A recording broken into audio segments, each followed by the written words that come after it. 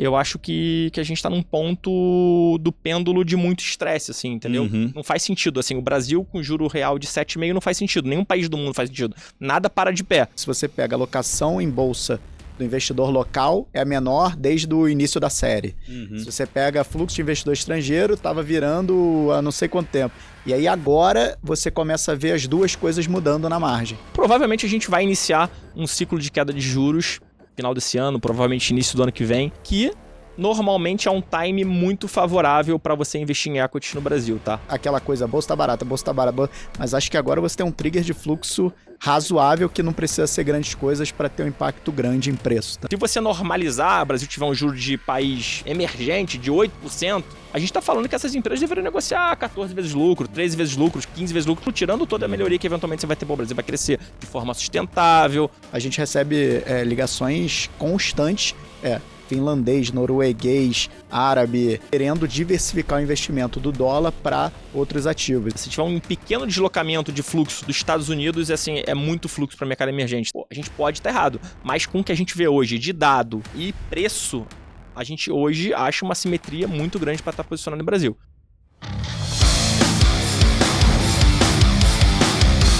Sim, tá começando mais um Market Maker. Seja bem-vindo ao podcast da família investidora brasileira. Eu sou Thiago Salomão. Hoje vamos ter um papo de ações com dois gestores que, bom, tem uma história muito legal aqui para contar. Ele já tem uma trajetória longínqua no mercado e estão agora juntos empreendendo dentro do BTG Pactual. Eles são os principais gestores da família Synergy, a família que nasceu em abril. Com os fundos, tem um fundo de Equity Hedge, Long Bias e Long Only. E, bom, já diferente de boa parte da indústria de fundos de ações, eles estão captando, crescendo. Na época, quando o fundo nasceu, já tinha captado uns 400 milhões de reais em 10 dias e tinha uma meta de chegar em 1 bilhão de reais até julho. Eles já me adiantaram aqui que já passaram bem dessa meta, eu vou deixar eles falarem um pouquinho sobre isso.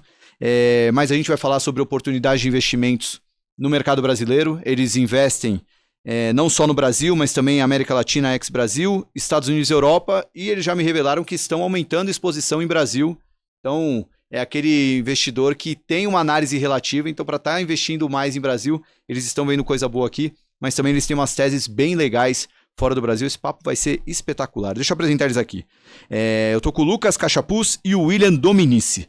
O Cachapuz começou na mesa da JGP em 2007, trabalhou lá com o Jakurski, os principais sócios da casa. Saiu em 2020 para ser um dos fundadores da Genoa, gestora que já passou aqui pelo Market Makers, ficou lá praticamente 5 anos.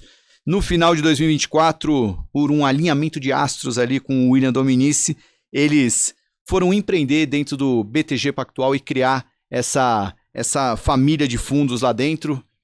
Se mudaram para o Rio de Janeiro, vieram para São Paulo. Eu sei que para Carioca vir para cá é um sacrifício, mas a gente fica feliz que eles vieram para cá. E o William Dominici, ele começou na Pollux, junto com o Rodrigo Fonseca, depois foi para a SPX, foi braço direito lá do Léo Linhares, ficou 3 anos lá com ele, e depois foi para a Clave, foi um dos fundadores lá junto com o Rubens e o André Caldas, e ficou lá até a Clave ser incorporada pelo BTG, e começa a história dele na franquia junto com o Cachapuz.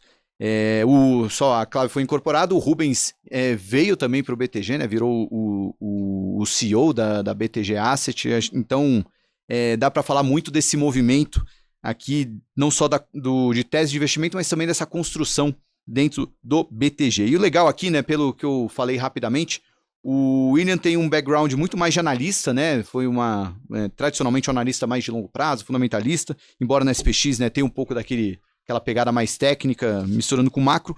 Mas o Lucas, o Cachapuz, foi mesa, né? Então tem um pouco daquela alma mais de trader, então tem uma complementariedade ali que vocês vão sentir nessa conversa. Então, se está chegando agora no Market Makers, deixa aquele joinha no vídeo, se inscreve no canal, que ajuda bastante a levar esse conteúdo para mais gente.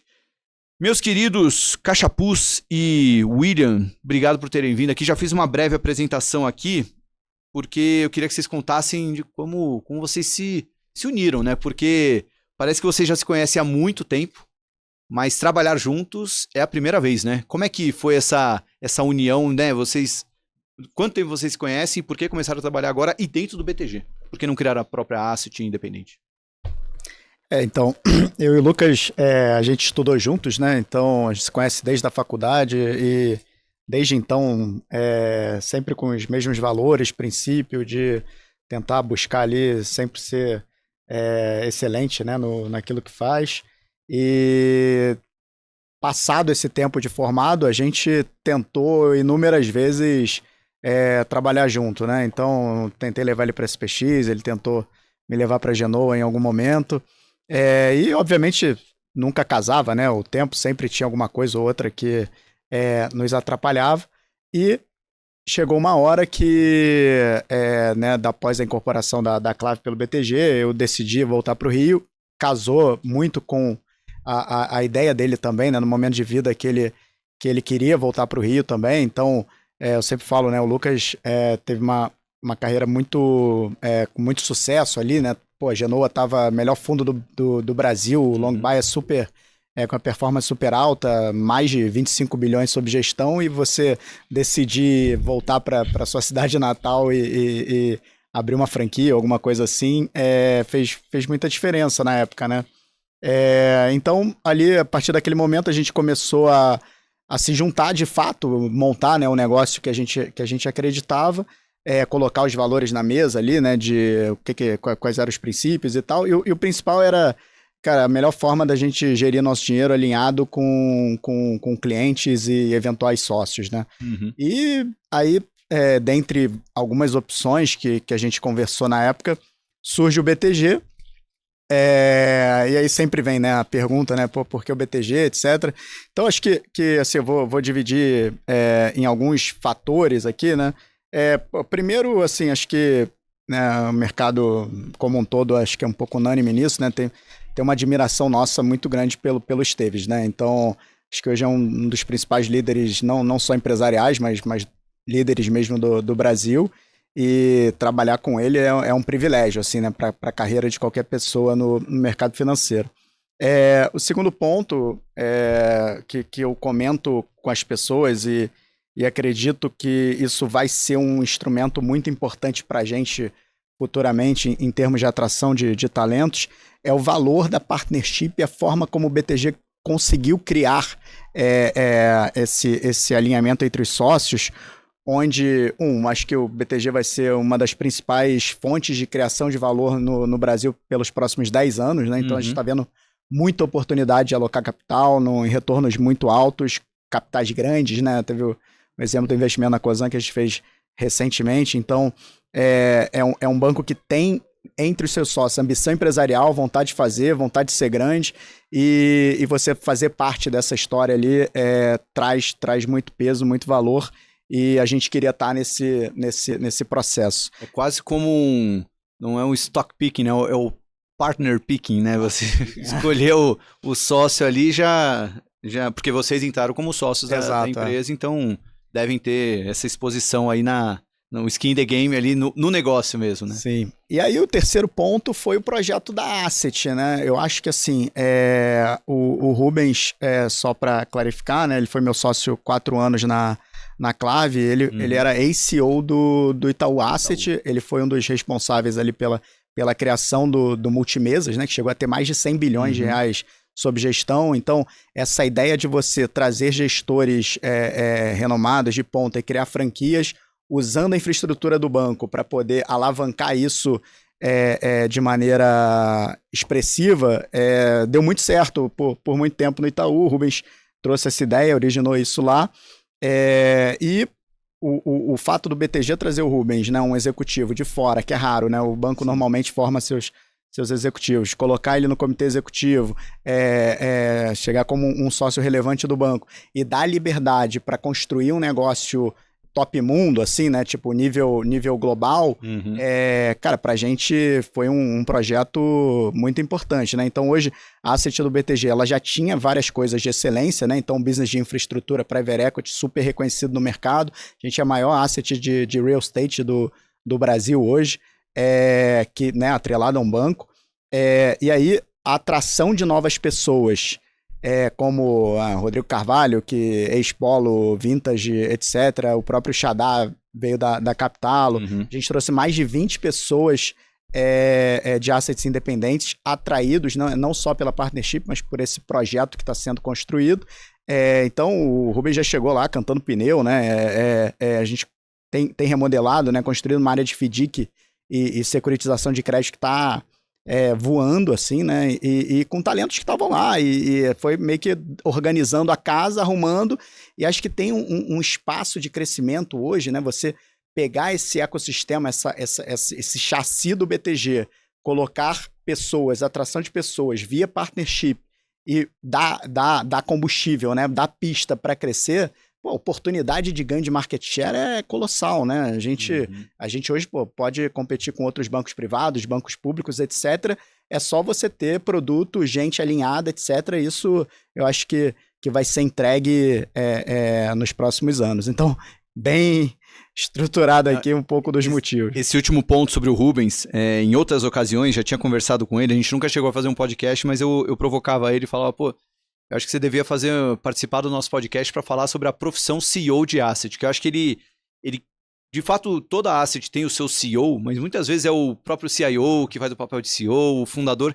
Ele realmente profissionalizou isso como executivo tanto no Itaú e o que ele estava fazendo na Clave. Assim, eu o via como uma aposta para um novo modelo, né? Mas acho que mais gente viu, né? Tanto é que ele acabou sendo incorporado aí pro BTG. Esse ponto é muito importante porque eu adoro business de asset, né? Eu acompanho muito as cozinhas e tal. O que acontece normalmente é que você não necessariamente tem na figura do gestor a figura do empresário. Poucas pessoas veem isso de cara, algumas assets conseguem criar essa figura, né, empresarial, de ter um cara pensando no business da asset e deixar o gestor fazer o que ele gosta, mas normalmente, como gestor, né, normalmente é a pessoa mais importante da asset, ele termina acumulando as funções de gestão e empresário. E muito, normalmente, na maioria das vezes, a característica que faz ele ser um bom gestor é exatamente a característica que não faz ele ser um bom empresário. Então, lidar com pessoas, buscar incentivos, remuneração, etc. e tal. O gestor normalmente é aquele cara seco, direto, que é a coisa para ontem e tal. E o empresário normalmente tem que ter visão, olhar novos produtos, ter tempo para pensar. O gestor quer cota, quer focar na performance ali, tocar o mundo dele e sem ninguém enchendo o saco, né? E não importa muito a natureza da gestão, né? Porque a gente já teve no Market Maker gestor de ações, velho investor nato e gestor multimercado, super trader, e ambos falaram que o pior momento dele profissional foi quando ele aumentou muito a equipe e começou a ter muito mais essa gestão de RH que ele não estava acostumado e nem queria fazer, na verdade. É bem normal acontecer. Agora, me impressionou na resposta, não sei se o Caixa Pus também concorda, essa vontade dos cariocas de sair de São Paulo e voltar para o Rio. Isso ajudou também na montagem do time? Vocês encontraram outras pessoas que estavam com essa vontade de sair da Faria Lima e voltar para o Rio? Sim, a gente passou por um momento nos últimos anos de mercado, né, que a indústria teve uma performance, acho que aquém do esperado, né, relativamente aos juros, e os fundos acabaram ficando muito pequenos, né, então acho que o mercado está com uma oferta de muito bons talentos, assim, eu acho que a gente conseguiu atrair, assim, no limite todo mundo que a gente quis, para o projeto, né? Hoje nós somos 8 pessoas, 100% dedicadas ao Synergy, né? Mais todo o ecossistema da asset do BTG e o banco, mas tem sido muito, muito bom, assim, a quantidade de opções na mesa, né? E de pessoas muito qualificadas dispostas a estar no projeto com a gente. E, bom, eu quero chegar logo no ponto mais importante que eu queria muito saber por que vocês estão aumentando a exposição em Brasil, mas acredito que vale a pena vocês explicarem um pouco como é que vocês operam, que aí vai ajudar a audiência a entender, né, por que é tão relevante saber que vocês estão aumentando a exposição em Brasil, né? Porque pela natureza que vocês operam, vocês não precisam necessariamente estar o tempo todo em Brasil, vocês até olham para outras geografias. Enfim, explica um pouco de como é que é o jeito Synergy de montar a carteira. Aí depois a gente entra nas principais teses. Tá, beleza. Vamos lá. Eu acho que o fato da gente ter tido, em algum momento, assim, um pensamento independente e olhar outros mercados, não só olhar empresas no Brasil e ter trabalhado, né, no final em casas macro, né, JGP, SPX, Clave, Genoa, deu pra gente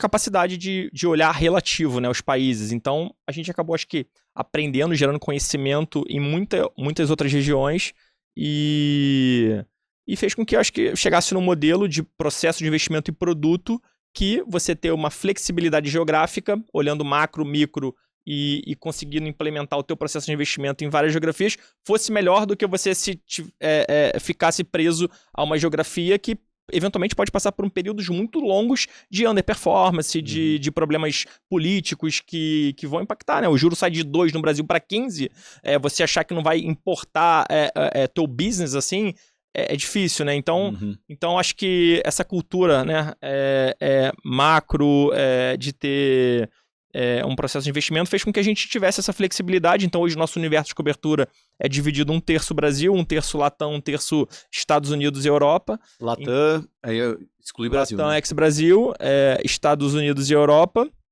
Então a gente consegue comparar muito bem essas oportunidades relativas, né? Então, assim, utilities no Brasil e no Chile é a mesma coisa, assim. Então, você consegue calcular no detalhe o retorno de uma e de outra e ver a melhor oportunidade. Bancos, assim, o price to book é justo, é uma função do teu crescimento, do teu KE e do teu ROE.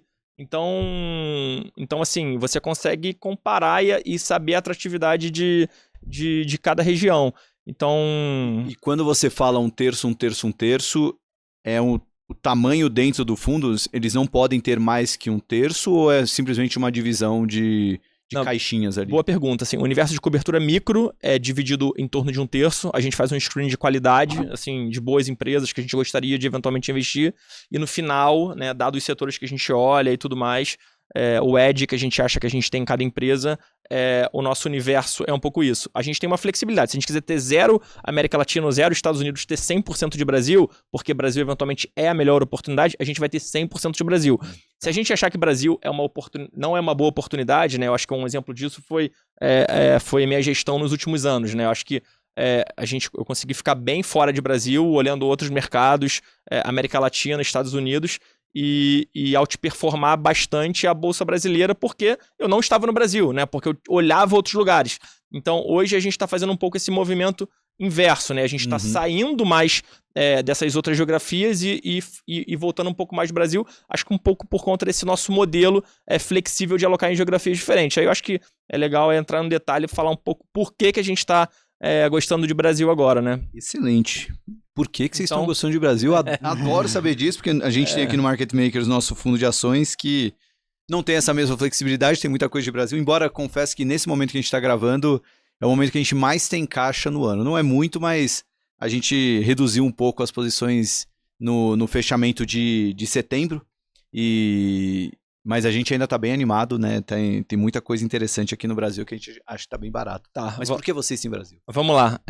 Primeiro ponto, acho que cenário global, acho que é super favorável para mercado emergente de maneira geral, né? A gente vive um cenário de desaceleração, né, nas principais economias desenvolvidas. A maioria dos bancos centrais, né, num processo de afrouxamento monetário. Então, normalmente esse cenário benigno, né, que é uma desaceleração com uma desvalorização do dólar, normalmente é bom para mercados emergentes, né? Além disso, a gente está vendo políticas econômicas, né, fiscais do Trump que tem levado a investidores, né? A gente tem falado com o Fundo Soberano, investidores globais, buscarem alternativas de investimento aos Estados Unidos, né? Ou eventualmente investir nos Estados Unidos, porque a Microsoft e a Nvidia são empresas únicas e você faz eventualmente isso redeado. Então a gente não vê há muito tempo alguém querendo comprar uma empresa americana, porque ela é única realmente, então a gente acredita no excepcionalismo americano, mas você fazendo o hedge da moeda, né? Você não quer estar exposto a dólar, mas eu quero estar exposto a essas empresas. Então a gente está começando a ver isso. E a gente está vendo uma demanda assim, crescente dentro do banco, demanda pelos produtos de investidores de vários lugares do mundo, assim. Então, acho que essa conjuntura global, eu acho que se a gente sempre fala, né? Se tiver um pequeno deslocamento de fluxo dos Estados Unidos, assim, é muito fluxo para o mercado emergente. Então, a gente acredita que foram, sei lá, 30, 40 anos de alocação em dólar, alocação na Bolsa Americana, uma geração de valor, uma geração de valor e de riqueza enorme, né? Mas que eventualmente vai ter uma diversificação, que a gente está vendo na prática, e vai beneficiar a América Latina, emergente de maneira geral. Acho que o Brasil se destaca. Por que o Brasil se destaca? Basicamente, a gente na América Latina hoje, quando você olha, assim, eu acho que tem motivos fundamentais. A gente teve nos últimos 2, 3 anos um crescimento de gastos, né, em termos reais altos, que realmente justificam o juro real mais alto do que o juro real neutro no Brasil, tá? Mas quando você compara com países da América Latina, né, Chile com juro real de 2%, Peru com juro real de 4%, México 4,5%, Colômbia 5,5%, o Brasil com 7,5%, 8% de juro real, mais perto da Argentina do que todo o resto da América Latina, a gente acha que está meio errado, tá? E pela primeira vez, depois de muito tempo, assim, vários momentos, a Bolsa Brasileira se provou um investimento ruim, pior que o CDI, né? Só que vários momentos você tinha um múltiplo muito alto para um juro alto, então um equity risk premium muito negativo. Hoje você vê um excesso de prêmio de risco no juro, tá? Você vê um equity risk premium positivo em cima de um prêmio de risco que a gente julga muito alto, em um ambiente que a gente acha, assim, bastante que o Banco Central está fazendo um ótimo trabalho, inclusive, né? Não tem, assim, o Galípolo, né, tem feito, acho que tudo que qualquer outro presidente estaria fazendo, de qualquer outro governo, né, tá mantendo o juro alto para convergir realmente a inflação ali para a meta de 3%, que é uma meta super agressiva para país emergente. Então a gente está rodando com a inflação que vem convergindo. Então provavelmente a gente vai iniciar um ciclo de queda de juros final desse ano, provavelmente início do ano que vem, que normalmente é um time muito favorável para você investir em equity no Brasil, tá? Só queria que você explicasse um pouco mais essa parte do juro real, que já foi um assunto de muita polêmica aqui no podcast, quando fala do Equity Risk Premium, né, o prêmio do risco Brasil ser positivo ou negativo. E aí até dentro disso, né, o que está errado? O nosso juro real que está muito alto ou dos outros que estão muito baixo e talvez deveria equilibrar um pouco, né? O que... só destrinchar um pouco mais essa ideia de onde está a oportunidade pelo fato do juro real. Vamos lá. A gente no governo do Temer, a gente tinha uma política fiscal austera, você tinha um juro real neutro de equilíbrio no Brasil perto de 3,5%, tá? Aí no governo do Bolsonaro em seguida você teve a pandemia, teve uma expansão fiscal razoável, você teve um juro real neutro ali perto de 4,5%. Hoje, pelas nossas contas lá, quando a gente roda com BRL e tudo mais, o juro real neutro de equilíbrio no Brasil é perto de 5,5%. A gente está bem acima disso. Aí tem alguns motivos que a gente acha que são técnicos, tá? Primeiro, você precisa ver uma desaceleração do gasto do governo, que assim, talvez não tenha agora no curto prazo, mas ao longo do tempo você desacelerar o gasto, a velocidade derivada do crescimento de gasto já deveria convergir o juro real para algo mais perto de 5,5%, 6%. E a gente está vivendo um momento que é um ano antes de eleição, então quando você olha a emissão do governo, do Tesouro, existe uma antecipação, faz um colchão de liquidez para o ano eleitoral. Então a gente está nesse momento em que o governo está antecipando todas essas emissões de títulos, inclusive títulos longos. A gente recentemente teve aí uma maior emissão de vários anos de B longa, enfim. E junto a isso você tem uma demanda de título privado que no final compete com o título do governo, uma antecipação ao fim da isenção de títulos privados, né? Então você está pegando um período que a gente tem uma discussão fiscal não muito boa, e com uma oferta de títulos que estão pressionando a taxa de juros no Brasil.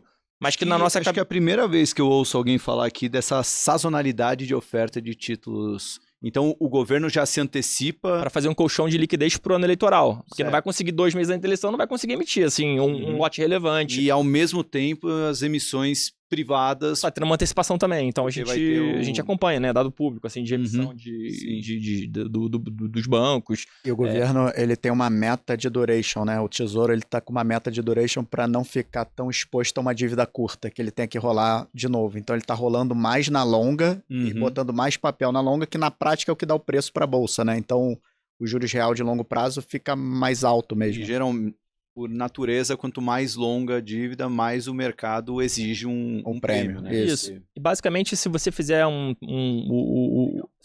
um trabalho mínimo fiscal assim no Brasil e você conseguir levar o juro real neutro ali para perto de 4, 5%, 4,5%, 4%, você deveria ver em algum momento a dívida do Brasil, ela ter a dívida PIB, né, a dinâmica de dívida PIB, uma estabilidade.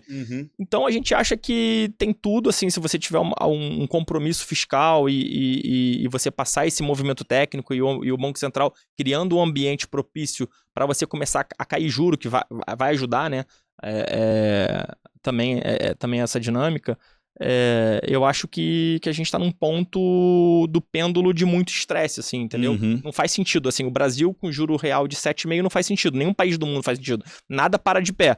Então, na verdade, não faz sentido 7,5 você continuar ao longo dos anos emitindo a 7,5 real, 8% real, nenhum país para de pé. Então a gente acha que já é um extremo muito grande, tá?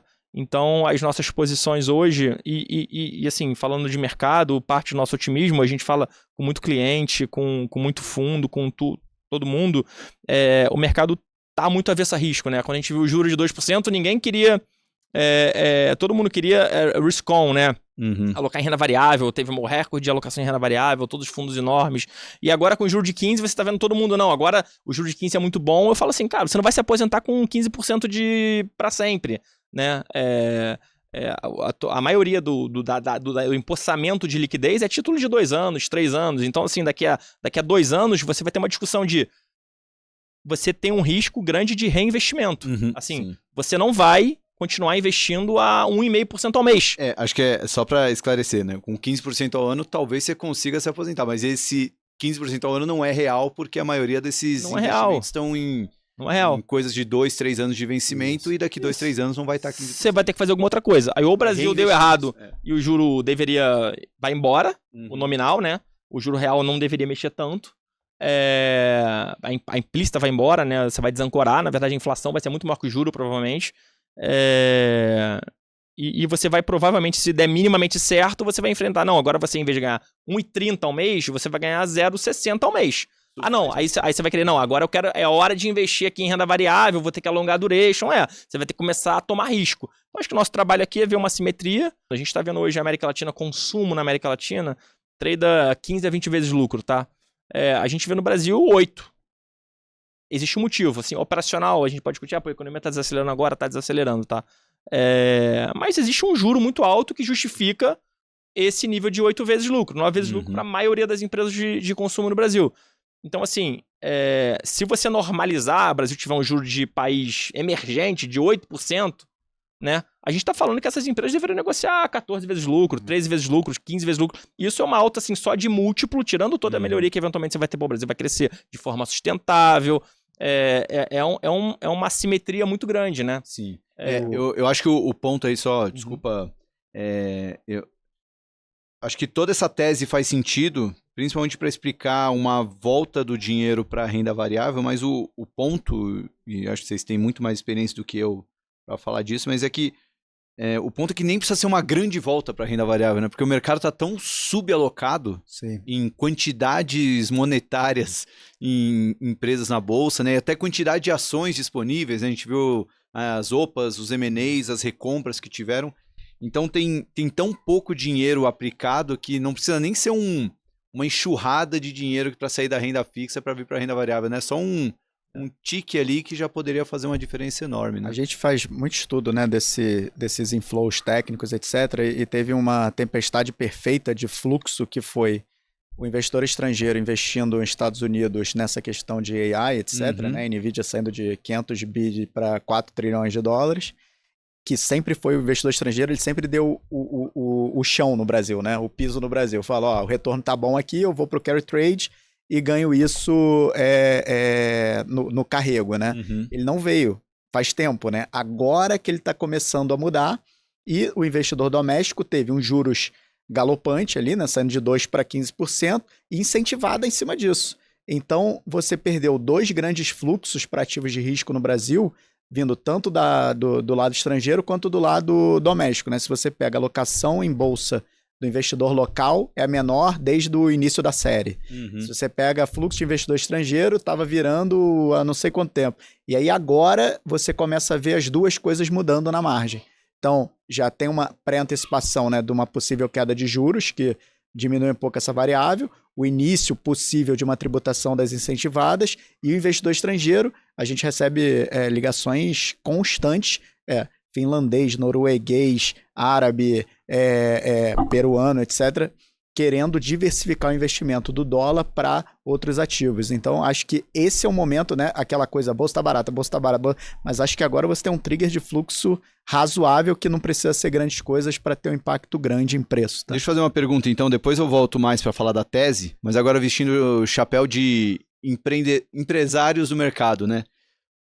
Abrir um fundo de ação num momento como esse não parece ser o momento mais interessante. Quer dizer, o momento para investir tá ótimo. O momento para começar um business não sei se seria o timing perfeito. Mas, como eu falei na apresentação, né? Quando vocês nasceram, uma reportagem da Neofeed falava que já tinham captado 400 milhões em 10 dias. Hoje vocês estão com quanto nos 3 fundos da família? A gente está hoje somando, tá 1 bi 900 e pouco, então a gente está quase batendo 2 bi, né? Foi uma captação que até surpreendeu, não só pelo... Até ia perguntar de onde está vindo esse dinheiro, porque estão resgatando de outros fundos ou tinha esse dinheiro represado, enfim, como é que é esse dinheiro que veio? É tudo do BTG, enfim, como é que está sendo essa... Então, isso que chamou a atenção, a gente captou de vários alocadores, né, externos ao BTG, né? Então, alocadores importantes do mercado, Itaú, UBS... mais outros tantos, né? Falei os mais importantes. E isso tem sido, né, uma forma do investidor iniciar um pouco o retorno ao risco, né? Então, como a gente tem um perfil muito de preservação de capital, a gente tem um alinhamento grande aqui, né? Tanto do nosso capital quanto o capital dos nossos sócios tá todo no fundo, né? Grande parte aqui. Você termina oferecendo uma oportunidade de participar desse movimento, mas obviamente com risco controlado, etc., porque quando dá errado a gente sabe o que acontece, né? Pô, mas interessante, legal que já está com quase 2 bi. Sim. Não lembro de outra gestora ou fundos de renda variável que esteja captando tão bem. Legal. E o que faz, o que diferencia? Até vi na apresentação de vocês, né? Vocês colocaram lá o pensamento independente, né? Eu fico pensando, pô, o que uma gestores cariocas que gerem ações eu sei que vocês fazem em outras geografias, mas operam o mercado brasileiro, como ter um pensamento independente num mercado tão pequeno, né? O que vocês consideram um pensamento independente? Isso eu gosto de dar um exemplo, assim, eu falo pelo Lucas, né, porque eu acompanhei bem, né, ele mudando a forma de operar, né, e uma coisa que eu aprendo, né, com ele todo dia, o gestor no Brasil e no mundo, né, ele precisa se adaptar sempre às novas realidades, né, e às vezes né, a disciplina é muito importante no investimento até certo ponto. Depois de um ponto você precisa de adaptação, e se adaptar às novas realidades tem muito valor nessa nossa profissão, tá? E o que aconteceu no passado, por exemplo, dando um exemplo de maneira, né, de pensar independente, é que tinha uma certeza no Brasil de que você só podia investir em ativos locais porque o seu know-how e o seu conhecimento e diferencial se dava em ativos locais, porque você fazia 100 reuniões corporativas com especialistas do setor, etc. E aquilo te dava uma sensação de segurança de conhecer mais daquele investimento do que outra pessoa. Quando na prática, se você executasse um julgamento bom, você ia ver que existiam oportunidades lá fora que mesmo com um não conhecimento no nível que você conhecia no Brasil, com métricas simples você conseguia diferenciar e falar, cara, está melhor eu investir fora do que no Brasil. Então o Lucas trouxe um pouco essa ideia, vamos expandir a cobertura para outras regiões além do Brasil, porque o Brasil é a região com o maior número de analistas por empresas investíveis do mundo. A gente tentou fazer uma conta parecida, mas a gente não está muito errado, não.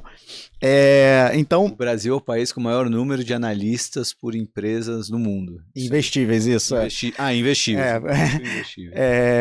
Então, você ampliar o seu leque para outras regiões, você tinha muito valor para extrair de outros ativos.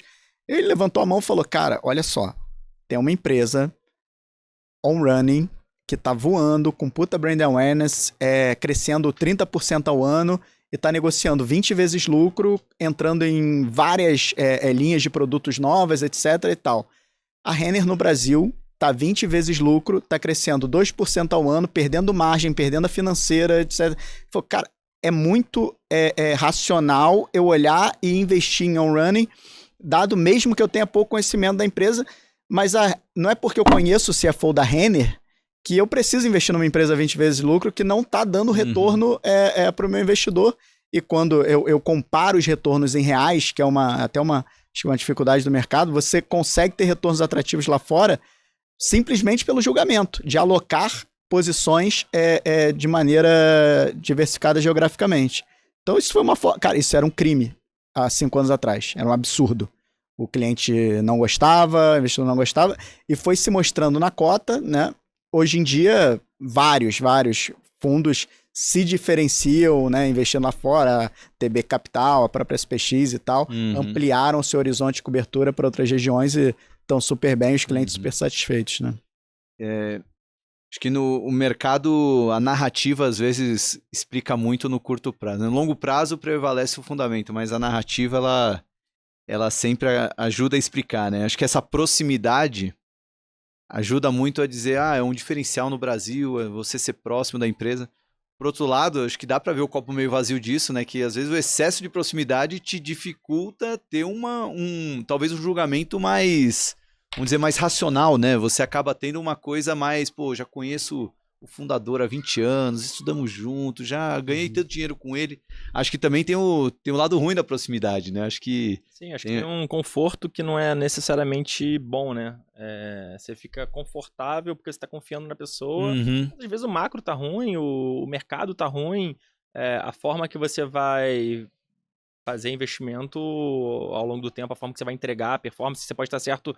Às vezes é uma coisa que a gente é muito preocupado, assim, a forma com que você entrega a cota, né, para o cliente no final. Assim, o Sharp da tua cota é muito importante, né? Você pode estar certo em, sei lá, 5 anos, 10 anos, mas se você perder 50% e depois subir 150%, é muito pior do que você ganhar 15% ao ano. Até porque dificilmente o cotista vai ter aguentado ficar esse tempo todo. Então ele perde a confiança. Então, na verdade, essa confiança que eventualmente você tem, eventualmente está próximo da empresa, ela não se prova tão boa, né? Aposto que deve ser muito mais fácil você vender uma on-running, que o cara nem deve saber que você investe nela, do que vender aquela empresa que você encontra o CFO toda semana. Eu acho que você, no final, assim, tem que ser agnóstico, assim. As coisas mudam, o cenário muda. Brasil pode ser a melhor coisa durante 3 anos, pode depois ser uma coisa muito ruim durante outro período. Então, você tem que ser agnóstico, aplicar o seu processo, o seu ferramental, o seu conhecimento que você gerou ao longo da sua carreira, que eu acho que compor conhecimento é uma das coisas mais importantes, assim, que geram muito valor, assim, ao longo do tempo, nas discussões, cada dia mais profundo, numa coisa, né? A gente não ganha convicção do dia para a noite em nada, né? Então você aprende e vai discutindo isso diariamente, e depois de muito tempo você vai ter confiança realmente nisso. Então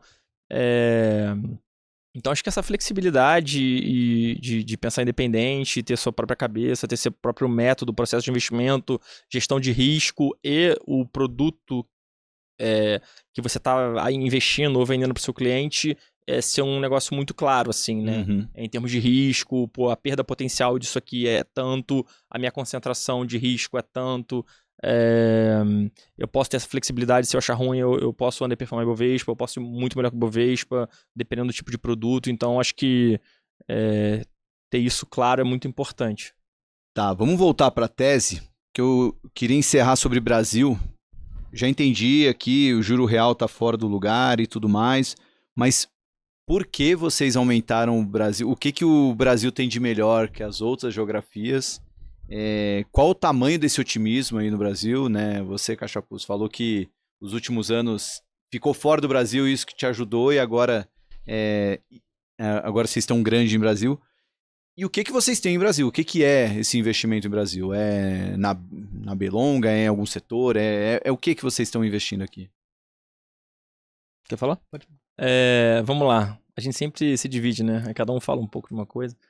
Mas basicamente, assim, eu acho que Brasil, historicamente, a gente sempre mostra para os clientes e tal, assim, um gráfico muito simples, tá?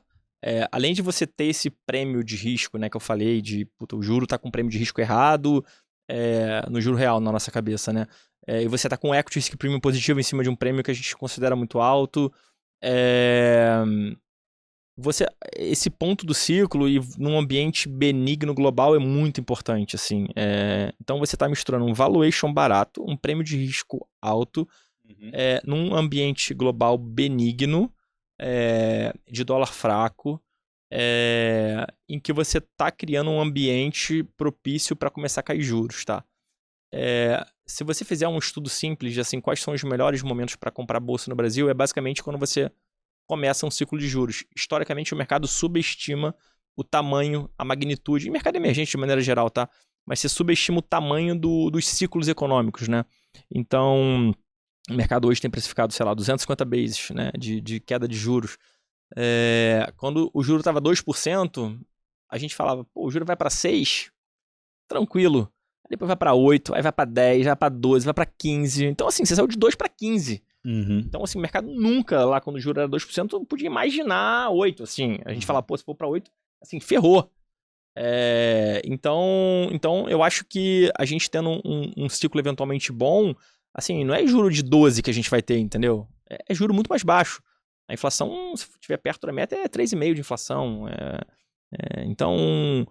Então, eu acho que a gente subestima os ciclos e você comprar bolsa quando você está iniciando um ciclo de corte de juros, assim, backtest dado muito bom. Então, se você fizer isso basicamente ao longo do tempo, comprar bolsa antes do ciclo de corte de juros, sei lá, 3 meses antes, carregar isso ao longo do ciclo de queda de juros, ficar fora depois todo o período, deixar no CDI, e você fizer o contrário, eventualmente, quando o juro está muito baixo e você fica vendido na bolsa para capturar esse ciclo de alta de juros, isso tem um Sharpe incrivelmente bom no Brasil. Muito melhor que o CDI, muito melhor que o Ibovespa. Então, assim, taticamente, a gente está num quadrante assim, de valuation, potencialmente uma eleição, que na nossa cabeça é aquele 50-50 que eu falei, um ambiente global benigno, prêmio de risco alto. Então, assim, a gente tem, eu acho que, uma conjuntura muito favorável, muito assimétrica, né? Óbvio, assim, a gente pode estar errado porque o fiscal vai ser muito pior e, eventualmente,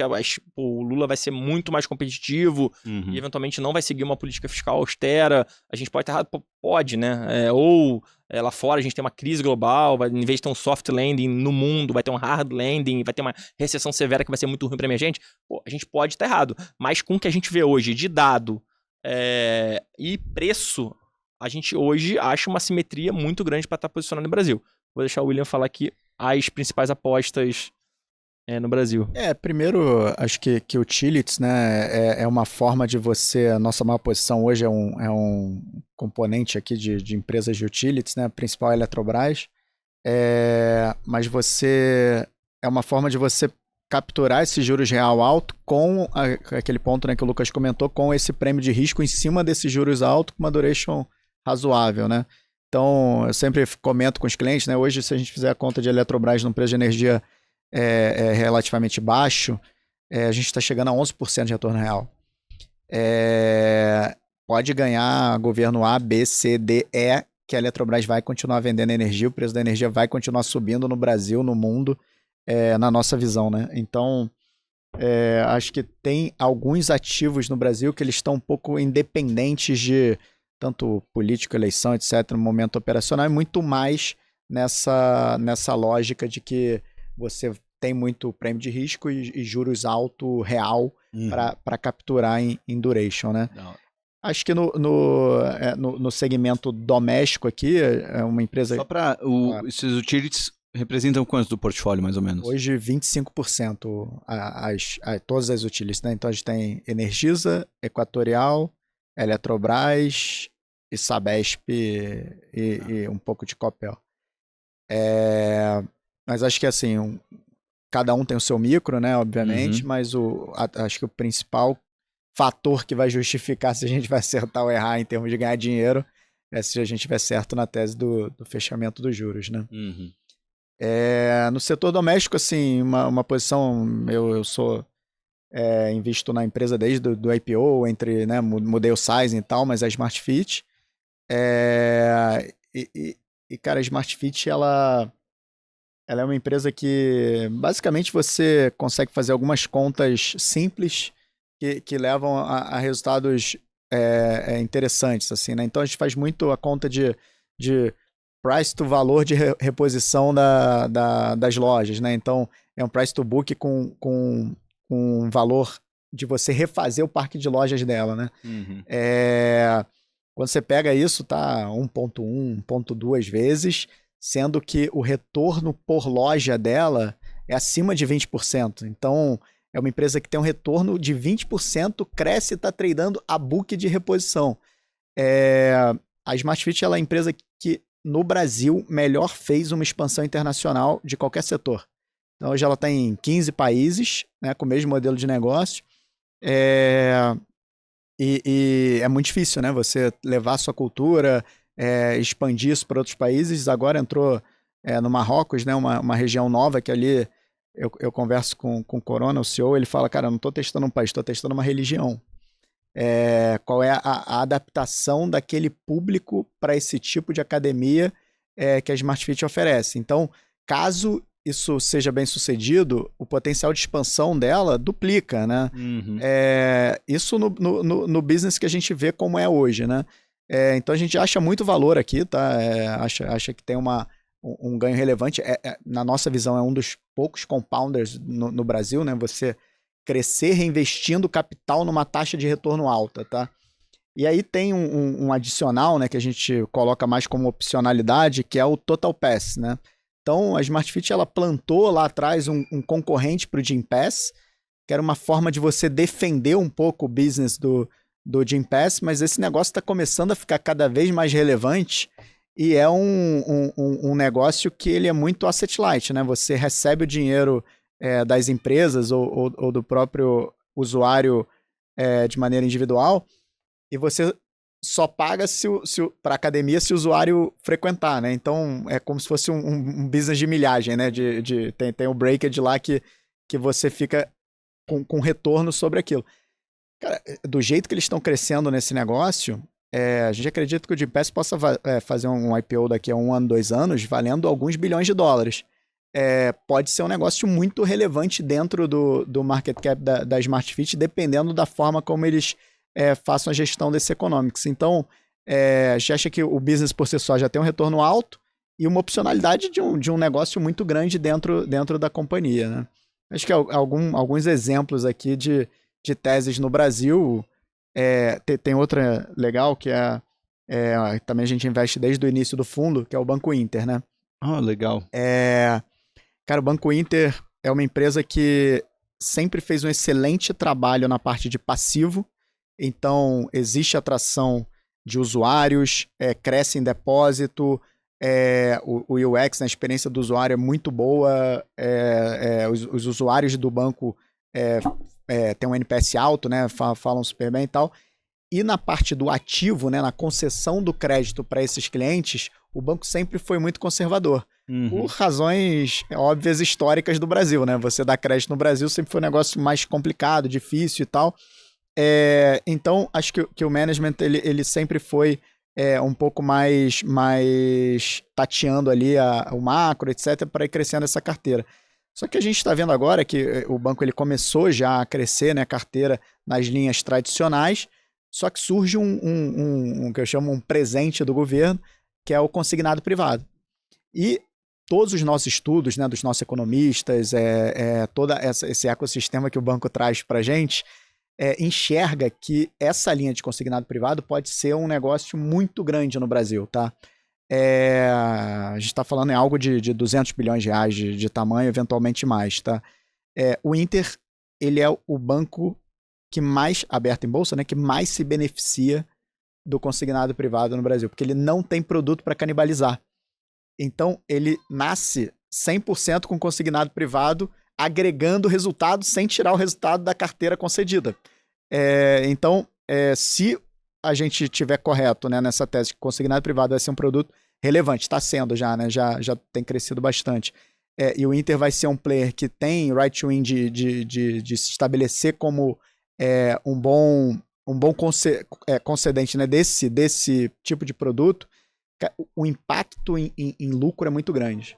A gente acha que o Inter pode tranquilamente, né, dado essas premissas de agregar produtos ativo a essa base de passivo, chegar num número de 3 bilhões de lucro em 2027. Né? Então, já é um negócio bem relevante para o banco. Então, hoje ele vai sair de 300 milhões, 1 bilhão, mas assim, acho que o múltiplo fica muito baixo. Assim, né? O retorno daria mais de 30% ao ano nessa lógica de ir crescendo a carteira de ativo conforme os produtos vão aparecendo, né? Legal, muito bom, muito bom. E dentro dos 3 fundos que vocês têm, né? Acho que o long bias talvez é o que reflita melhor o tamanho do otimismo que vocês estão ali, se for comparar a exposição. Como é que está a exposição da carteira de maneira geral? A gente tem, assim, como eu falei, né, o universo de cobertura é bem dividido, assim, entre as regiões, né, então, Brasil hoje a gente tem em torno de 70% do risco, né, então a gente tá 80% comprado, 70% do risco é Brasil, tem em torno de 10% a 15% em Latam e os outros 15% em US e Europa. E o que vocês têm de Latam e Europa? Que tese legal que vocês podem contar aí? Acho que Latam, eu vou deixar o William falar acho que Peru tem uma tese legal, mas falar de Argentina rapidamente. Basicamente a Argentina, né, a gente viu agora recentemente uma eleição na província de Buenos Aires que foi super mal, aí o presidente Milei, então vai ter uma eleição agora nas próximas semanas do Congresso e o mercado, né, tá suspeitando que ele tenha não assentos no Congresso suficientes para conseguir vetar propostas populistas e muito menos fazer algum tipo de reforma, né? Então ele pode ser o chamado lame duck aí nos próximos 2 anos de governo, eventualmente você daqui a 2 anos volta um governo de esquerda, então assim, é muito if, né? Então a gente sempre fala assim, quanto mais emergente o país, mais o macro importa, né? Então assim, esses países da América Latina, inclusive a gente acha que é um grande diferencial assim, pra gente no BTG, a gente tem escritório praticamente em todos os países de Latam, né? Então hoje a gente acessa economista, time no próprio país, em quase todos os países. Isso faz muita diferença, porque acesso a Banco Central, as empresas, faz muita diferença.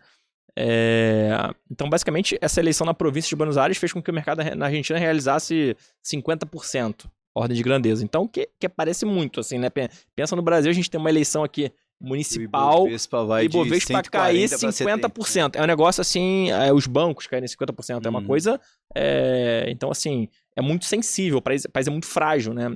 Vai pro outro lado, só fazendo uma aspas, nos Estados Unidos, sim, se o Fed tá botando 3 ou 4 de juros, assim, ou se a inflação tá 3 ou 3,5, sinceramente, assim, vai cair uma semana aqui do Fed, vai ter uma realização, que sempre tem, mas, cara, as teses estruturais continuam lá, né? A Netflix vai continuar ganhando dinheiro independente do que se o Fed, se o juro tá 3 ou 4.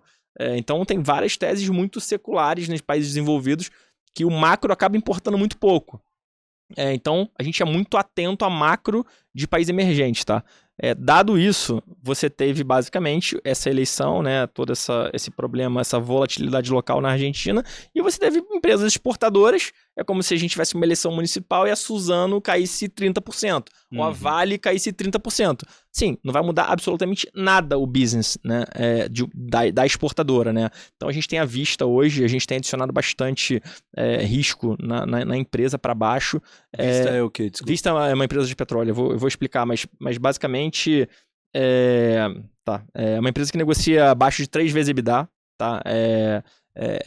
Petróleo negocia normalmente com um múltiplo baixo, o mercado exige, né?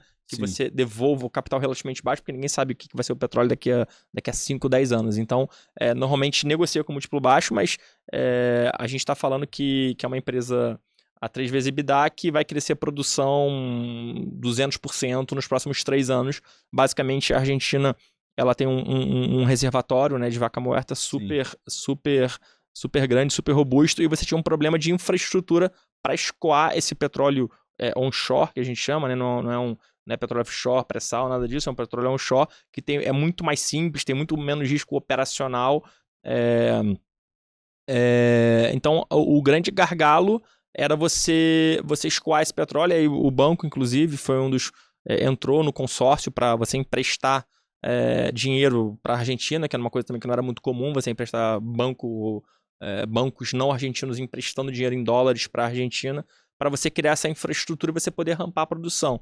Então, é uma empresa que 5 anos atrás, com o governo muito pior do que tem hoje, fazia 200 milhões de dólares de EBITDA, hoje faz 2 bilhões de dólares de EBITDA, e vai crescer a produção 200%, tem quase 200 mil barris de produção nos próximos 2 anos. Então, é super relevante e que está num preço super atrativo. Assim, pouquíssimos cases a gente vê nesse nível de valuation, com esse nível de crescimento. E a gente teve lá com o management e tudo, super qualificados. Então mas essa é a exposição que vocês têm em Argentina? Ou vocês têm vocês tinham antes do evento? A gente tinha antes do evento e a gente tem adicionado, assim, acho que não faz sentido. Acho que o grande risco da empresa não é a Argentina, o grande risco da empresa é o petróleo. Então você tem então, nessa queda vocês compraram. Você adiciona vista contra o petróleo, né? Uhum. A gente tem uma exposição pequena em Bima também, que é a B3 da Argentina, né? É uma empresa que a uma liquidez mais baixa, então a gente tem uma posição bem menor. Curioso, a gente estava olhando essa empresa, tá? Depois vou querer falar mais. É bem interessante, assim, basicamente ela tá, assim, se a Argentina der minimamente certo, a empresa tá, sei lá, 3 vezes lucro, 2 vezes lucro.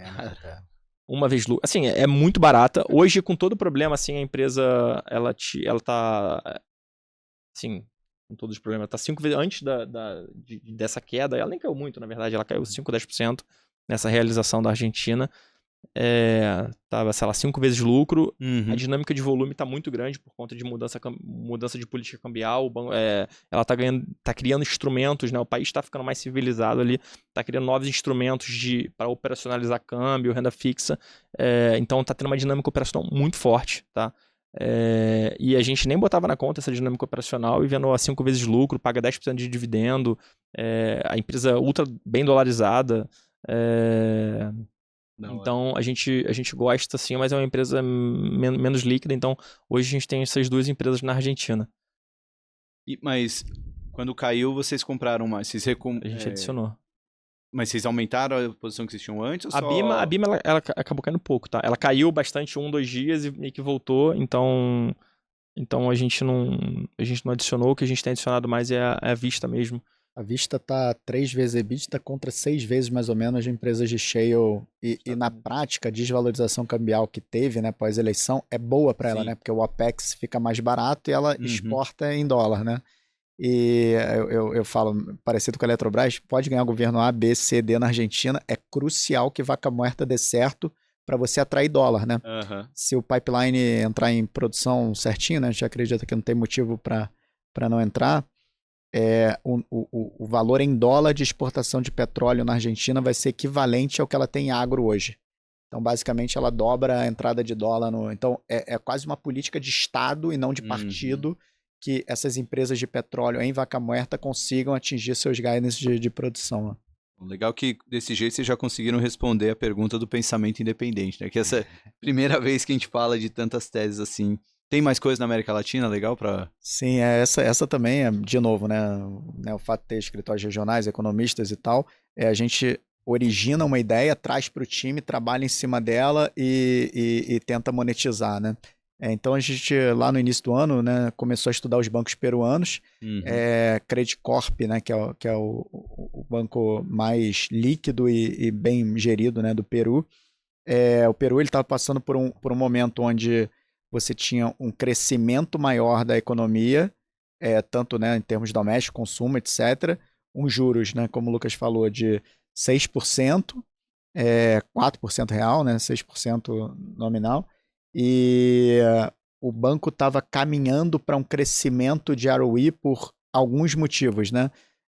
Você teve uma diminuição do custo de funding por tecnologia, etc., mais captação de dinheiro na base da população, e uma diminuição da inadimplência. Ao mesmo tempo que você estava crescendo a sua carteira de crédito para consumo, né, dado a própria diminuição da inadimplência, estava crescendo a carteira para consumo, em um ROE mais alto do que o estoque do que o banco tinha, né? Então, na margem, ele estava investindo dinheiro num retorno maior do que seu estoque e caminhando para aquele ROE marginal, né? Então, o ROE estava saindo de 15 para 20 e o banco estava tradando a 1,1 vez book, com o Itaú aqui tradando a quase 2,2, sendo que o ROE do Itaú um pouco maior, né? Cerca de 25%, mas nossos juros real de 8%, né? Então, quando você faz o múltiplo justo, e a gente tem um gráfico, né, que a gente compara entre as regiões, quais são os múltiplos justos dado ROE de cada banco, crescimento de cada banco e CAE, né, cuja oportunidade de cada região, você consegue ali ver diferenças importantes de valuation, né? Esse gráfico vocês podem compartilhar? Claro. Porque a gente sempre pede alguma interação com a nossa audiência, então, pô, você... Não, vai ser ótimo. Ali vai ficar claro a nossa próxima aposta no Peru, né? O Credit Corp diminui um pouco, mas o IFS, né? IFS, que é o segundo banco, né, do Peru em termos de retail bank, né? Banco para varejo, tá num momento muito parecido com o que aconteceu com o Credit Corp, mas ele ainda não precificou, é um pouco menos líquido. Mas assim, se a gente pega a performance relativa dos dois, claramente porque normalmente banco, quando entra num ciclo de crédito bom, ele é setorial, né? Não necessariamente um banco gera muito alfa em relação ao outro. E a gente acredita que vai acontecer com o IFS exatamente o que aconteceu com o Credit Corp, né? Ele vai caminhar para um múltiplo mais justo, dado o retorno que ele tá tendo na margem, né? Bom, então para quem está vendo o episódio, quem quiser o gráfico do múltiplo justo dos bancos, né, essa comparação dos bancos peruanos com os brasileiros, manda um e-mail para a gente, contato@mmakers.com.br, coloca lá no assunto, na descrição, só pede lá o gráfico dos múltiplos justos dos bancos, e aí a gente manda para vocês. A gente sempre faz essa interação e é legal que aí bota o pessoal lá para trabalhar, porque chegam uns 50 e-mails por dia ali. Enquanto a gente não treinar o ChatGPT para responder sozinho esses e-mails, a galera... Mas é legal para ver como o pessoal assiste. A gente já tá com mais de 1 hora de papo aqui. Então a gente já vai ver quantas pessoas já assistiram até esse momento. Legal. Querem pular para outra geografia? Porque eu queria saber mais aí. Tô gostando aí. O que vocês... Tem alguma coisa de Europa legal? Que vocês podem falar? Acho que a Europa tem 2 teses assim que a gente gosta. A gente tem algum tempo, né? A gente aumentou também agora recentemente a Adidas. Adidas E a On Running. Basicamente, a Adidas é uma empresa... On Running é listada... Suíça. Uma empresa suíça listada em US. Mas é uma empresa europeia. Basicamente, vou falar primeiro da Adidas. A empresa passou por um momento bem delicado, assim, pós-pandemia, tá? Teve uma marca chamada Easy, que era 10% da receita, que a empresa basicamente teve que descontinuar. Teve um problema de imagem, né? De imagem relevante, assim, que prejudicou bem a top line, crescimento da empresa. E teve um problema de produto, assim, no final... E a empresa basicamente passou por um turnaround, tá? Ela contratou o CEO, cara, o atual CEO, ele fez o turnaround na Puma, que basicamente criou basicamente a Puma, né, nos últimos 10 anos. E é um cara muito bom de produto, relacionamento com atacado. E basicamente ele repaginou, ele criou novos produtos, né, como o Samba, que é um produto que hoje que mais cresce dentro da Adidas. Fez repaginou a parte tanto de esporte quanto a parte de lifestyle. E é uma empresa que, quando você olha assim, valuation, é uma empresa que tem um brand razoável, né, um brand bom. A gente está na véspera de uma Copa do Mundo, ano que vem, que tipicamente é um ano que Nike e Adidas outperformam em venda. Mas você tem um case de realavancagem operacional com esse crescimento de top line. Então a empresa te dá um guidance de quanto ele acha que ele deveria ter de margem para frente. Ele já está entregando muito perto do que ele promete. A ação a gente acha que é relativamente descontada. Então, assim, a gente vê a empresa roda com... antes da pandemia, ela rodava com quase 30 de retorno, de ROI. Esse negócio foi para perto de 0 quando ela teve esse problema com essa marca, com a Easy. Hoje já está perto de 20% e a gente acha que, dado o guidance, dado a proposta de valor que eles têm hoje, acho muito provável voltar para perto de 30% de ROI. A empresa vai crescer ali entre 8% e 10% receita. Com esse ganho de margem, vai crescer lucro ali perto de 15% e trade perto de 15 vezes lucro. Então, assim, é um carrego muito bom, assim, que a gente vê, pelo menos ali até o final do ano que vem, nos próximos dois anos, assim, tá? A ON é um case que tem surpreendido muito a gente, assim, positivamente, em termos de... E o mercado, tá? A empresa, ela tem, em termos de crescimento de top line mesmo, tá? Então, desde que ela era muito pequena, ela sempre foi uma empresa relativamente rentável, com retorno alto, um ROI ali perto de 30% também, um ROI perto de 20 e poucos por cento. E top line crescia, assim, nos últimos 2 anos, cresceu 40%, tá desacelerando, obviamente, a base tá ficando cada vez mais difícil, mas a gente fica muito impressionado com a tecnologia que eles, né, eles têm inventado. Por exemplo, eles têm um tênis que é de Light Spray, que é uma impressora 3D que faz, que é um tênis de performance, de corrida, de provas de Ironman, então, que tem uma margem muito mais alta. A gente hoje é muito pequeno ainda na venda total, mas é um negócio que deveria escalar. É uma empresa que tem a quantidade de SKU SKU de tênis mesmo, tanto de lifestyle quanto de corrida, é muito impressionante a dinâmica que eles lançam produto novo, tá? Então isso sugere que o crescimento de top line continua bem resiliente. Há muito tempo que a gente não vê tradando nesse nível de valuation, 25 vezes lucro. A gente só vi lá uns 3 anos atrás, depois tradava tipo 40, 50 vezes lucro, dado o crescimento dela. Então a gente é relativamente confiante no crescimento.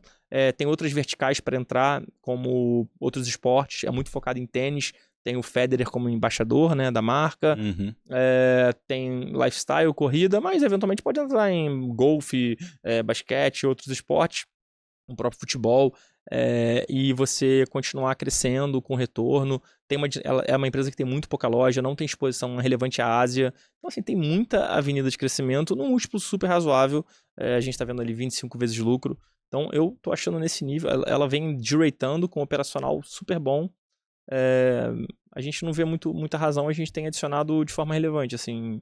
Tem aumentado a importância dela dentro do portfólio nesses níveis, tá? Legal, interessante. Não sei se entra no crivo de liquidez de vocês, mas a gente tem na carteira Vulcabras que talvez seria um par aí interessante. Ela negocia legal. Em torno de 20 milhões por dia, não sei se entra ali na... A gente tem uma regra de liquidez, uma barra relativamente alta, assim, que a gente acho que tem um pouco esse perfil de controle de risco. Eventualmente, se a gente estiver errado, a gente quer poder zerar. Se a gente tiver alguma informação... Logo ela entra no Ibovespa e vocês vão poder olhar. Exatamente. Fica tranquilo.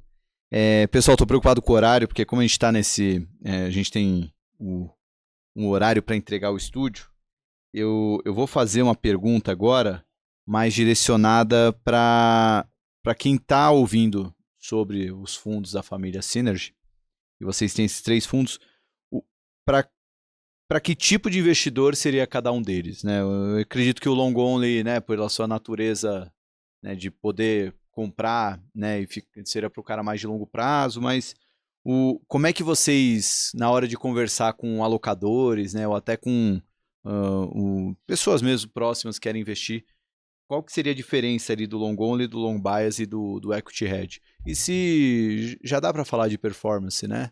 Já dá para falar de performance. Então, se puder falar também como é que tá cada um deles aí. Não, assim, vou falar, o William me complementa se tiver alguma coisa, mas basicamente os 3 produtos eles são paramétricos, então as melhores ideias que a gente tem estão em todos os produtos, em tamanhos diferentes, com níveis de risco diferentes, tá? Então o Equity Hedge é um fundo que tem uma exposição quase muito baixa ao direcional da bolsa, que a gente chama. É um fundo para bater o CDI, Então, um fundo que tem uma volatilidade perto de 4%, 5%, e a gente busca aí ao longo do tempo dar um Sharpe perto de 1, um CDI mais 5, CDI mais 4, tá? Uhum. A gente tem entregue isso aí, acho que desde o início já. A gente tem entregue aí CDI mais 6 nesses 6 meses de cota.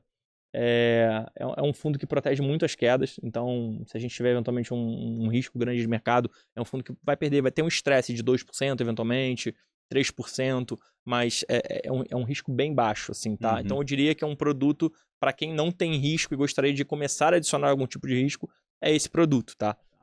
Aí tem o long bias, então que você tem uma exposição parcial à bolsa, né? Então a gente sempre fala assim, a gente vende uma call para o cliente no long bias, né? Então quando a bolsa cai 10%, a gente quer cair 3%, quando a bolsa sobe 10%, a gente quer subir 8%, né? Essa é a fórmula que você compõe muito retorno ao longo do tempo. Acho que a gente fez relativamente bem isso ao longo do tempo. Acho que a performance agora também, a gente tem superado o Ibovespa, superou CDI, todos os benchmarks. Mas a ideia é um pouco essa. Então, parte do retorno, ele vem do beta, né? Desse beta que, você cai menos quando a bolsa cai, sobe mais quando a bolsa sobe. Uhum. Isso é um beta, é um retorno de beta que a gente chama, mas a direção da bolsa vai importar. E tem uma parte também que é um gross, né? Que tem uma geração de alfa, né? Que tem essa mesma estratégia aqui do Equity Hedge gerando alfa acima do mercado, tá? Uhum. E o long only, obviamente, é muito dependente da direção do mercado, né? É um fundo que o objetivo é bater o Ibovespa. Ele tem um tracking erro ali perto de 5%, 6% ao Ibovespa. Então, ele tem aderência ao Ibovespa. Então é um fundo que se a gente for bem, ele vai dar Ibovespa mais 5, Ibovespa mais 10, mas também no ano ruim a gente não vai perder muito mais que o Ibovespa. Então, a ideia é outperformar o Ibovespa ao longo do tempo, tá? Uhum. Então, hoje são esses 3 produtos. Todos eles têm, né, como eu falei, essa flexibilidade geográfica. Então, a gente pode estar mais alocado no Brasil, menos alocado no Brasil. Como o nosso universo de cobertura é amplo, a gente sempre tem ideia, independente se o macro está ruim ou bom em cada região, a gente sempre vai ter ideia relativa nas regiões, né? Então, nos Estados Unidos, independente se a gente está achando a bolsa cara ou barata como um todo, a gente vai ter alguma coisa relativa dentro do setor de financials, de banco dos Estados Unidos. Vai ter um banco que a gente gosta mais do que outro banco. Uhum. Então você captura alfa, você gera retorno dentro de vários setores, dentro de várias geografias, tá? Então todos os fundos capturam isso. E isso acaba, acho que no final, o risco, né? O produto muito bem estabelecido, com os riscos muito bem estabelecidos, o universo de cobertura estabelecido, e isso faz com que a gente, ao longo do tempo, tenha conseguido gerar alfa, né, de forma descorrelacionada, que a gente chama, né? Então, às vezes a indústria, todo mundo tem uma empresa aqui no Brasil, a mesma a gente gosta de falar, né? O Leblon tem empresas do Leblon, tem empresas da Faria Lima, tem esses nichos, a gente acha que fica um pouco mais fora desse nicho, gerando um pouco mais de retorno, um pouco mais diversificado, assim, sabe? A gente já é visto como isso, e eu acho que a gente faz isso. Você pega a performance nos últimos 6 meses, ela foi muito isso, né? Então a gente gerou retorno na América Latina, gerou retorno na Europa, gerou nos Estados Unidos, ganhou dinheiro no Brasil, a gente ganhou, foi bem pulverizado o retorno, bem descorrelacionado, já o fundo já tem se provado bem descorrelacionado aos outros produtos da indústria. Eu acho que então um pouco a nossa característica, que a gente sempre fez, aí muito mais uma continuidade do que a gente fez nos últimos quase 20 anos aí de mercado, que a gente vem fazendo aqui no BTG Asset. E como tem sido trabalhar junto? Porque vocês se conhecem há tanto tempo, mas agora que estão juntos, como vocês se complementam, né? Como vocês se definem aí como gestores trabalhando juntos? William, fala. Eu acho que primeiro, assim, a gente imaginava, né? Obviamente, né?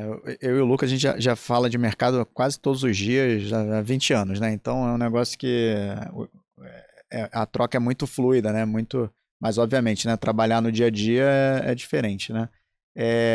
E essa coisa da complementariedade, a gente, né, de novo, tinha uma teoria, acho que na prática tem sido exatamente como a gente imaginava, né? Aquilo que eu falo, acho que eu sou feliz falando com o empresário, conversando, entendendo de empresa, etc e tal.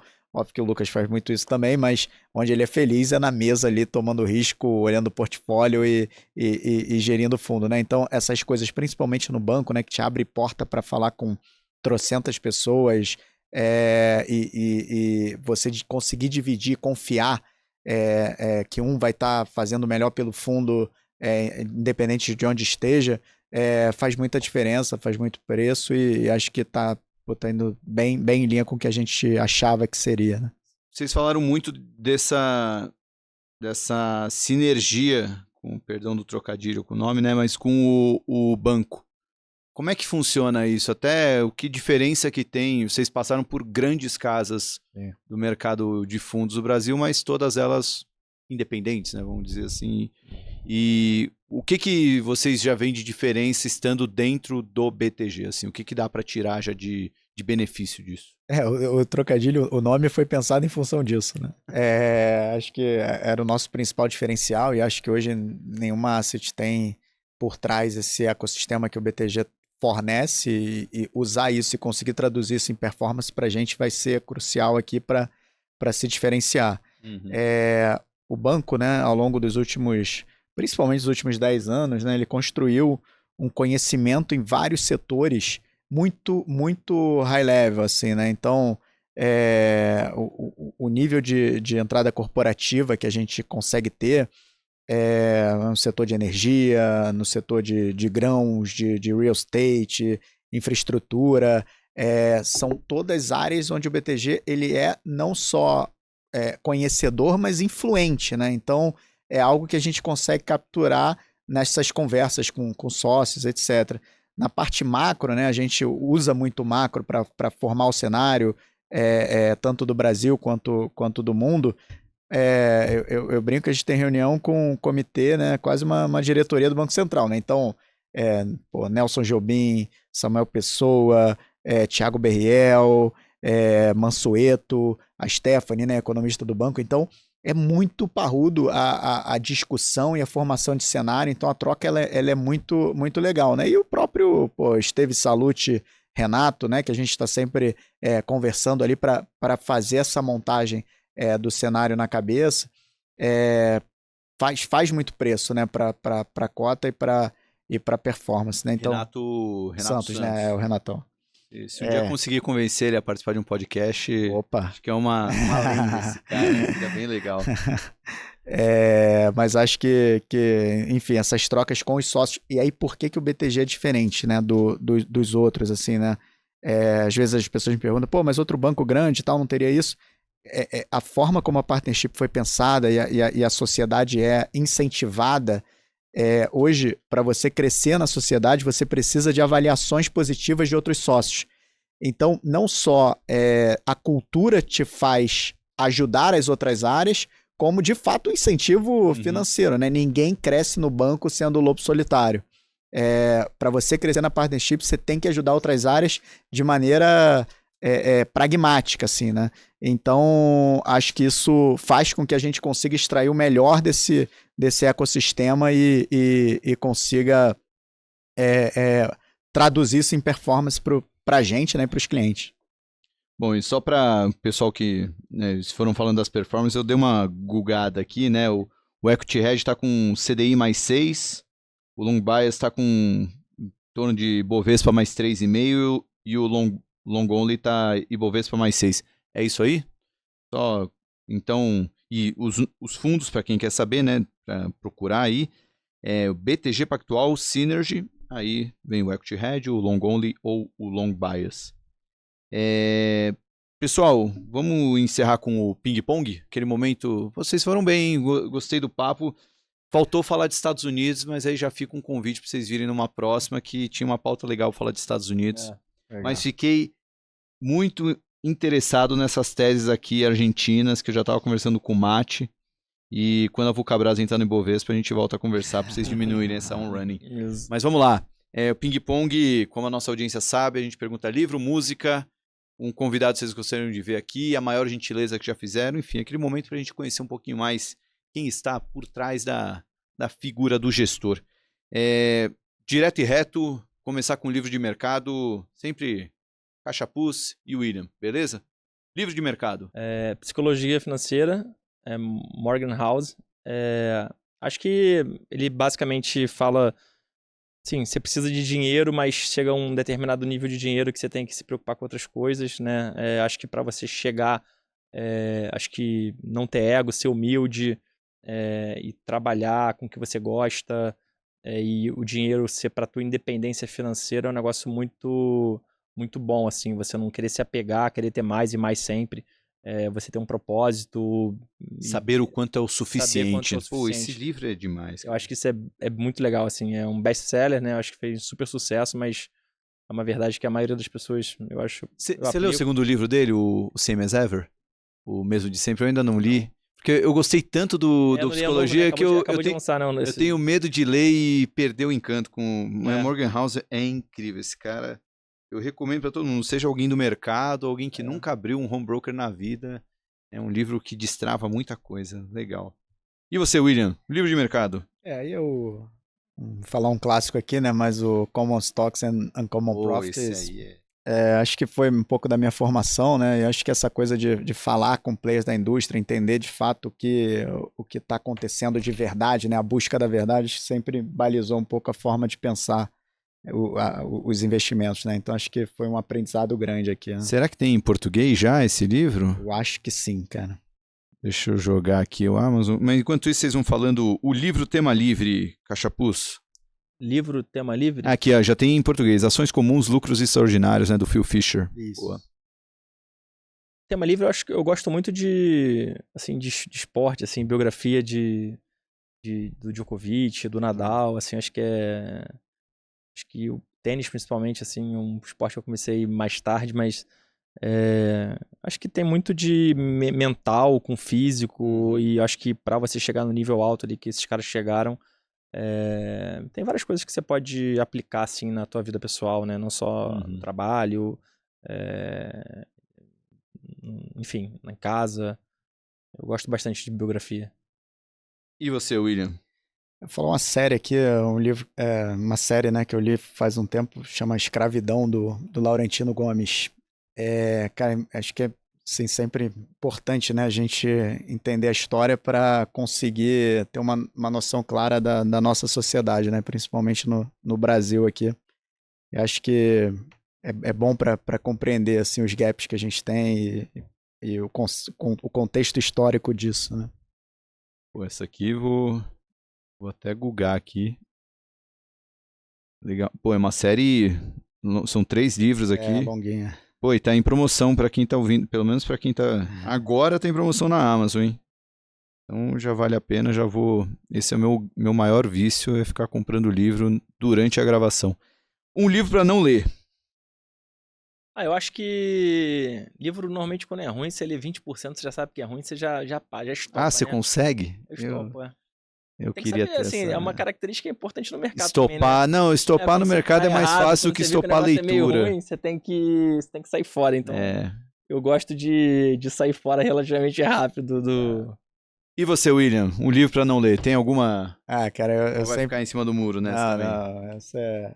Cara, todos esses livros, peguei um como exemplo aqui, né, mas How to Day Trading for a Living, livros que incentivam, acho que algumas técnicas de trading para viver, né, a gente conhece pessoas aqui que de fato acreditaram, pararam de trabalhar e começaram a fazer operações sem o devido conhecimento e machucou assim na física mesmo, né, então acho que tem livros que deveriam ser tarja preta, assim, sabe? How to Day Trade for a Living, achei aqui. Bom, é pra não ler, então nem precisa procurar. Uma música e por que essa música? Acho que a gente gosta de umas músicas mais diferentes, né? Por Então, quê? a gente De que gosta mais de um diferente? pagode. A gente é carioca, mas, né? Pô, mas pagode é música de brasileiro, Carioca, não tem... pagode. Então, acho que Clareou, Diogo Nogueira, é uma música que acho que diz muito Clareou. sobre... Eu não sobre a conheço, vida, sobre o mas propósito. após deve ser boa. Diogo Nogueira é um cara, tem É uma melhor cara você escutar simpática. do que eu cantar aqui, né? Não, beleza. Quando acabar aqui eu dou um play. Porque se der o play no meio, direitos autorais vai desmonetizar o vídeo. E você, William? Eu vou falar uma música aqui, tem uma historinha por trás, mas Tá Escrito, do Revelação. Pô, essa é clássica, essa aí eu... Também pagode, né? Mas a minha esposa é juíza, né? E a gente casado há muito tempo. E quando ela ia fazer as provas de concurso, a gente ia escutando isso no carro, né, pra incentivar ela e tal. E, porra, sempre que toca, a gente relembra, né, da fase Eu vejo a animação deles sempre. pré-concurso. Que fofo. Um convidado que vocês gostariam de ver aqui no Market Makers. Só lembrando, a indicação já conta como ajuda nós a trazer esse cara pra cá. Então, cuidado com quem vocês forem indicar. Não, então, eu acho que eu tive a oportunidade de trabalhar com o Vlad Ribeiro da Trust. Acho que é um cara que tem a cabeça bem aberta, assim, de pensar, olha também coisas lá fora, coisas no Brasil. Gosta de falar sobre vários temas. É um sobre cara... short. Sobre Esse cara, short, esse principalmente. cara Ele vai no short ali, ele fica, então... Adorei que você citou ele, porque a gente tomou um café um tempo atrás e eu tô devendo uma agenda pra ele. Então, já... é um cara que é super próximo, foi meu sócio atualmente, no Rio a gente joga tênis, a gente é super amigo, então um cara que eu admiro muito e acho que seria muito enriquecedor aqui pro programa. Eu até traria ele junto com o Bruno Garcia, acho que a duplinha também é ótima. Cara ele e o Bruno, perfeito. Extremamente acelerado, pô, legal. Ele e o Bruno é uma agenda muito boa. Boa. E você, William? Eu vou indicar o Thiago de Blasi, ele é do time da gestão da Dynamo, né? Então, o Thiago, ele fez a carreira na Dynamo e na Sharp, que são duas casas que eu admiro demais. E o Thiago, ele tem essa visão, né, de mercado, consegue entender entre os instrumentos, né, tanto na dívida, na renda variável, nas opções, etc. Ele consegue mensurar risco-retorno. Então, é um cara que eu acho que é bastante completo como investidor, né? E passou por duas casas, né? Duas casas que tem uma fama de não falar em público, né? Então, se você puder ajudar a gente, vai ser... Claro, Sempre que eu vou lá pro Rio, eu faço questão de tentar bater na porta de uma delas, que no podcast eles não gostam de aparecer, mas seria bem legal, pô, meu xará. E pra fechar, uma gentileza, a maior gentileza que já fizeram na vida de vocês. Cachapuz, você primeiro. Eu te chamei de Cachapuz o episódio inteiro, mas o William chamou de Lucas, posso... Mas ele nunca me chamou de Lucas fora do episódio, foi só aqui. Acho que ele tava nervoso. Cachapuz, a gentileza maior que já te fizeram na vida. Acho que assim, a vida a gente sempre, né, sempre batalhou muito, sempre foi muito esforçado, então acho que não tiveram muitas assim na vida profissional, eu acho que conquistou tudo com nosso suor. Acho que gentileza mesmo são as pessoas mais próximas, os amigos, a família. Então acho que a família sempre te dá educação, saúde para você conquistar seus sonhos, é sempre a maior gentileza, eu acho. E você, William?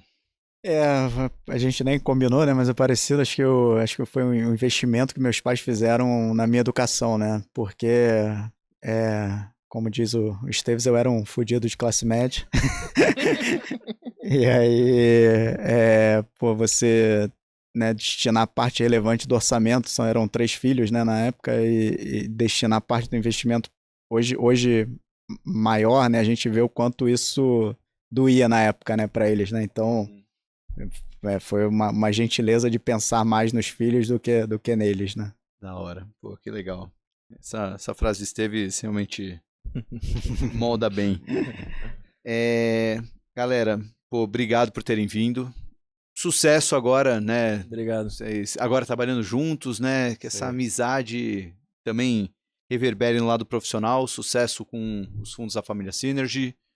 Estaremos por perto, então já deixo o convite aqui para voltar. Tem muita coisa para falar, atualização das teses, Estados Unidos que não tem tempo de falar. Perfeito. Mas valeu demais. Obrigado. Obrigado, Salomão, aí pelo programa. Pô, sempre um excelente papo, sempre um excelente podcast.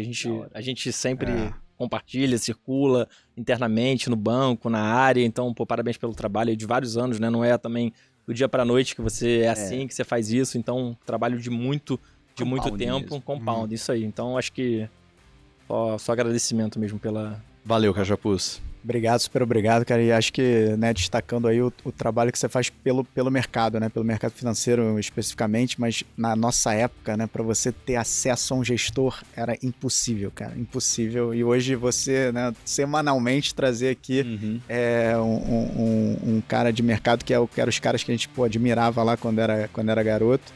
E poder ouvir esse cara falando 1 hora, 2 horas é ouro aí, né? Então acho que é um puta presente aí pra pro mercado de capitais no Brasil que você faz o seu trabalho, né? Pô, da hora, legal. Fico mais feliz ainda e legal ter a audiência qualificada, assim, como a de vocês. E vocês estão vendo aí também em casa, se gostaram do vídeo, deixa aquele joinha, se tá ouvindo pelo podcast também, clica lá para avaliar. Market Makers, eu estou aqui toda terça, quinta e às vezes aos domingos, e a gente tem nossos outros programas, o Risco Brasil às segundas, o Second Level com o Samuel Ponsoni às quartas, o Crypto Never Sleeps com o Valtinho e o Sestari aos sábados, então tem conteúdo à vera aqui no maior canal do mercado financeiro do Brasil. Até a próxima aí, tchau!